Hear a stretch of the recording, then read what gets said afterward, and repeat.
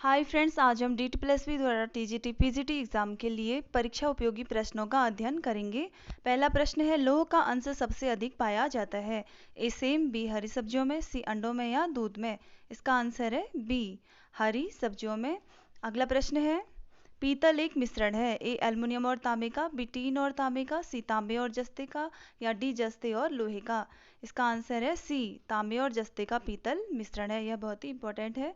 अगला प्रश्न है, अश्रु गैस है? ए अमोनिया, बी क्लोरीन या सी हाइड्रोजन? इसका आंसर है ए अमोनिया।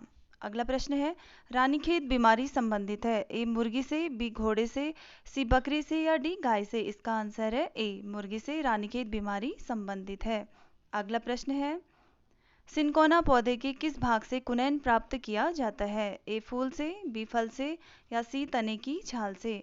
इसका आंसर है सी तने की छाल से सिनकोना पौधे के द्वारा कुनैन प्राप्त किया जाता है। अगला प्रश्न है, पोलियो का विषाणु शरीर में प्रवेश करता है? ए कुत्ते के काटने पर, बी मच्छर के काटने पर, सी दूषित जल व भोजन के द्वारा या डी वायु के द्वारा? इसका आंसर है सी दूषित जल व भोजन के द्वारा पोलियो का विषाणु शरीर में प्रवेश करता है। अगला प्रश्न है, निम्नलिखित में से किसने सल्तनत काल में प्रचलित डाक व्यवस्था का विस्तृत विवरण दिया है? ए अमीर खुसरो, बी फरिश्ता या सी इब्न बतूता? इसका आंसर है सी इब्न बतूता ने प्रचलित डाक व्यवस्था का विस्तृत विवरण दिया है। अगला प्रश्न है, भारत का प्राचीनतम विशाल उद्योग है? ए सूती कपड़ा, बी लोहा एवं इस्पात, सी जूट या डी कागज? इसका आंसर है ए सूती कपड़ा भारत का प्राचीनतम विशाल उद्योग है। यह बहुत ही महत्वपूर्ण प्रश्न है, यह बार बार परीक्षा में पूछा गया है। अगला प्रश्न है, विश्व जनसंख्या दिवस बनाया जाता है? ए 11 जुलाई, बी 8 मई, सी 7 जून या डी 15 अक्टूबर? इसका आंसर है ए 11 जुलाई को विश्व जनसंख्या दिवस मनाया जाता है। यह भी बार बार परीक्षा में पूछा गया है। अगला प्रश्न है, मोटर वाहनों से निकलने वाली गैस है? A marsh gas, B nitrogen oxide, C carbon monoxide?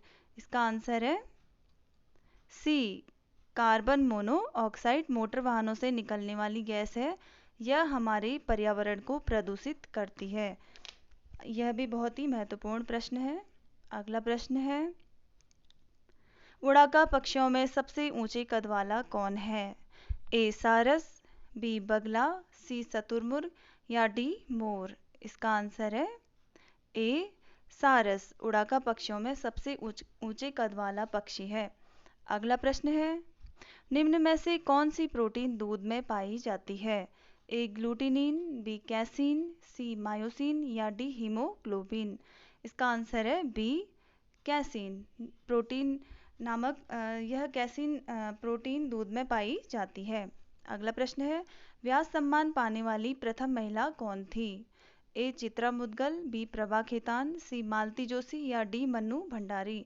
इसका आंसर है ए चित्रा मुदगल। इन्हें आवा उपन्यास के लिए सन 2003 में व्यास सम्मान मिला था। यह भी बहुत महत्वपूर्ण है। अगला प्रश्न है, गायत्री मंत्र की रचना किसने की थी? ए विश्वामित्र, बी इंद्र या सी व्यास? इसका आंसर है ए विश्वामित्र।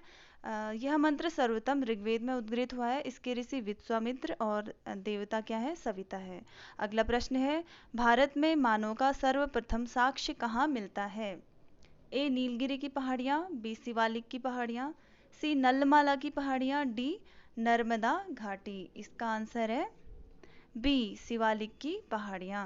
अगला प्रश्न है, ए पैसेज टू इंडिया नामक पुस्तक किसने लिखी? V.S. नौपाल, पंडित जवाहरलाल नेहरू या सी E.M. फास्टर?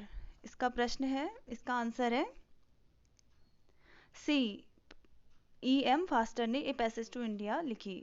अगला प्रश्न है, हीरे की खनिजी बनावट क्या है? ए कार्बन, बी नाइट्रोजन, सी निकिल या डी जस्ता? इसका आंसर है ए कार्बन हीरे की खनिजी बनावट है। अगला प्रश्न है, पायरोमीटर का प्रयोग करते हैं? ए गहराई नापने में, बी आर्द्रता नापने में, सी तापक्रम नापने में या डी ऊंचाई नापने में? इसका आंसर है सी तापक्रम नापने में पायरोमीटर का प्रयोग किया जाता है। अगला प्रश्न है, विश्व व्यापार संगठन की स्थापना कब हुई? ए 1990, बी 1995, सी 1996 या डी 1998? इसका आंसर है बी 1995 में विश्व व्यापार संगठन की स्थापना हुई। यह भी बहुत महत्वपूर्ण है। अगला प्रश्न है, जल के लिए पीएच मान होता है? ए लगभग 0, बी लगभग 7, सी 5 या 5 से कम, डी 8.7 या उससे अधिक। इसका आंसर है बी लगभग 7 पीएच मान होता है शुद्ध जल का। अगर आपको वीडियो पसंद आए तो लाइक कीजिए और सब्सक्राइब करना ना भूलें। धन्यवाद।